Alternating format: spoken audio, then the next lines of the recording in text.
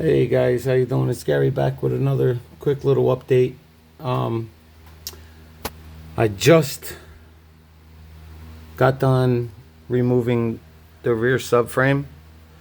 These are the brake lines that go over the subframe. I got to get new ones because they're just they're kind of shot, and I don't want to use those. So I have a brake line place close by me, so I'm gonna take these to them, see if they could not make the same shapes, but at least, you know, the fittings on the end to be the same.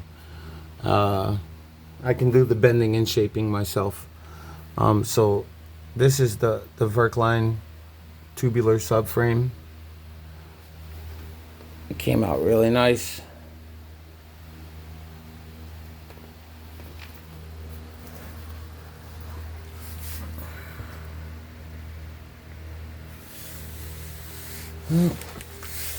I got the polyurethane bushings in there. Those are the VERKLINE polyurethane bushings.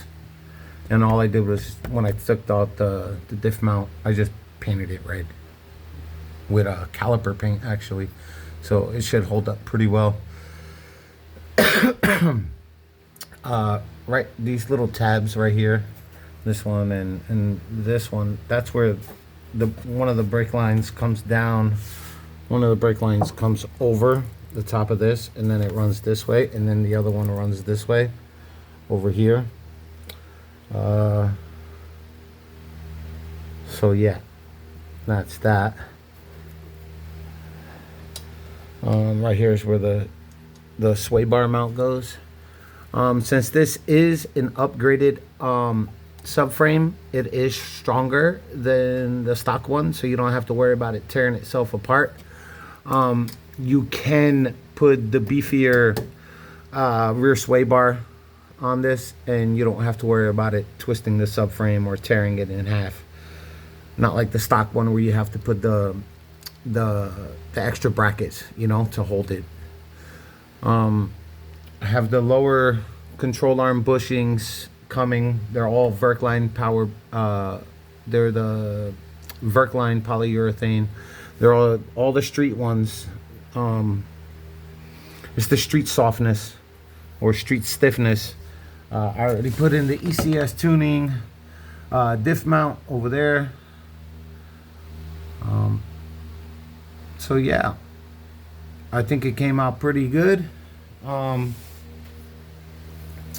thing I do have to do, I have to drain the diff, which I should have did it while the car was out.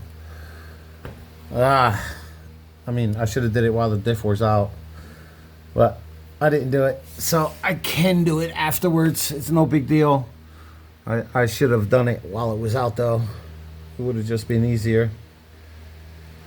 Anyway, so that's all done. It's got the Heim joint.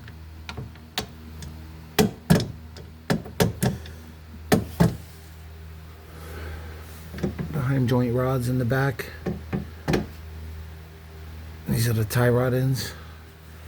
And this is one of the adjusters here. And you have another one here. Another one here. This one I already tightened because they're pretty much okay the way they are. The car's not getting too lowered, so I kind of tried to keep them stock height because I could do the adjustments from the eccentric bolt. So yeah, that's all done. All new bolts and stuff, except for the Heim joint bolts. These I didn't.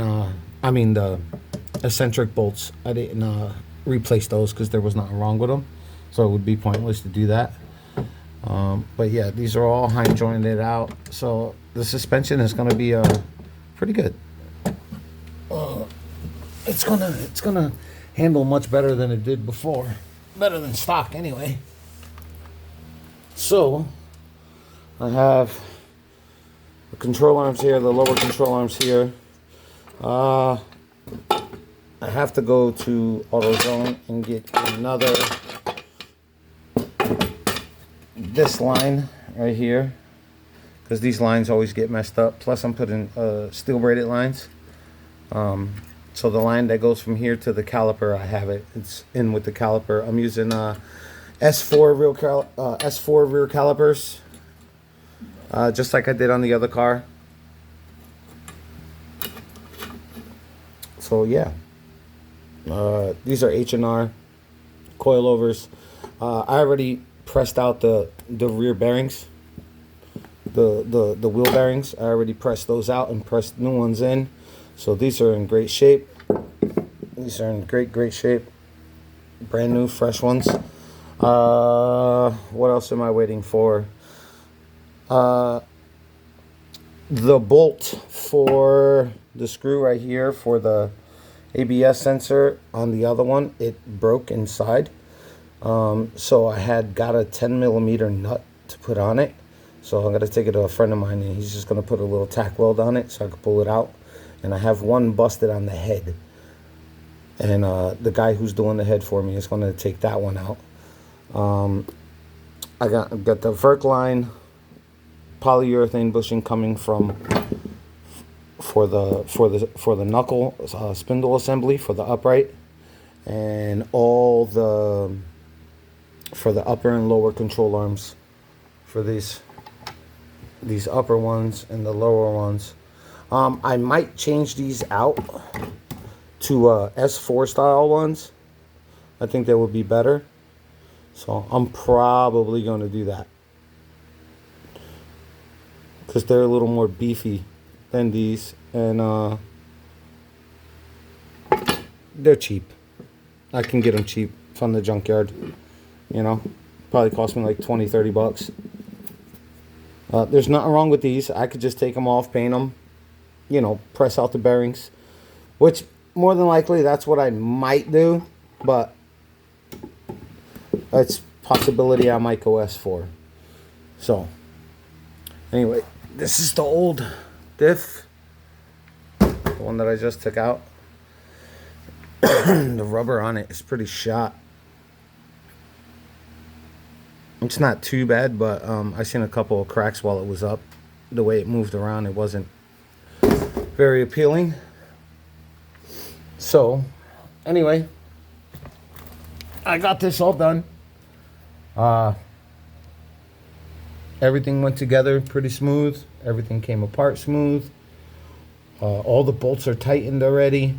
The ones for the 3 for the diff, the 2 for the exhaust bracket, the 2 for one here, one over there for the rear diff mount, the rear of the rear diff mounts, because you have 2 of them. You have a front one or a mid one, and then you have the rear one, and that's all done. Those are all tightened up, and new subframe is in. It's all tightened up.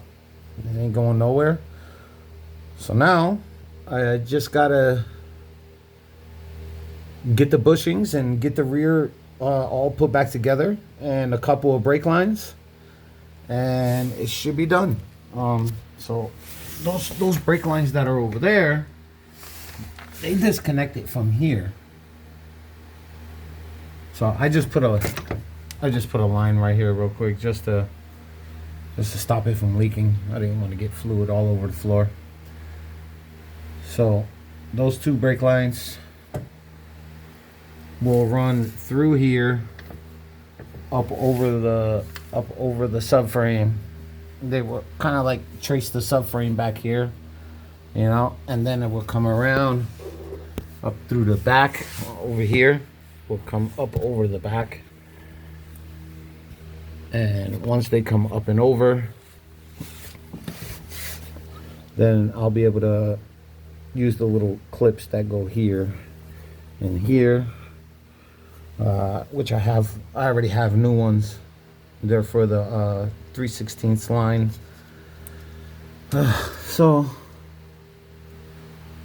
that's it. I just gotta go get the proper fittings made up with 6 foot, 2 6-foot pieces of line, one for the driver's side and one for the passenger side, and I can do all the bending and shaping myself. It's fairly simple. So yeah, and the reason why I'm doing it is because these have these stuck to it from the original rubber line. So these things are, you know, 20 years old, 25 years old already. Actually 24 years old already. So I couldn't get them apart. They started to get all boogered up. So I decided just to go with all new lines, and that's what I am doing. So I have the new one of them here, and then the front one is in the box with the caliper. Then I just have to get the ECS tuning bracket for the rear that goes here on the knuckle, on the back of the knuckle, just to lift it up a little bit higher so I could put the bigger rotor on it. And yeah, and surprisingly, these shock mounts are in great shape. If I needed to change them out, I have another set over there. I could just, you know, very easily change them out. But there's nothing wrong with these. These are in great shape. Any rust that's on them is only surface rust. It's not like all, you know, it's not eaten through or anything. They're really good. So, and the same thing with the lower control arms. All the rust that's on them is all surface rust. So nothing a little bit of wire wheel and pressure wash can't fix. And then some new paint. And then get the new bushings pressed into them. And the rear will be done. So that's it. With that being said, drive safe, drive fast. Holla at your boy.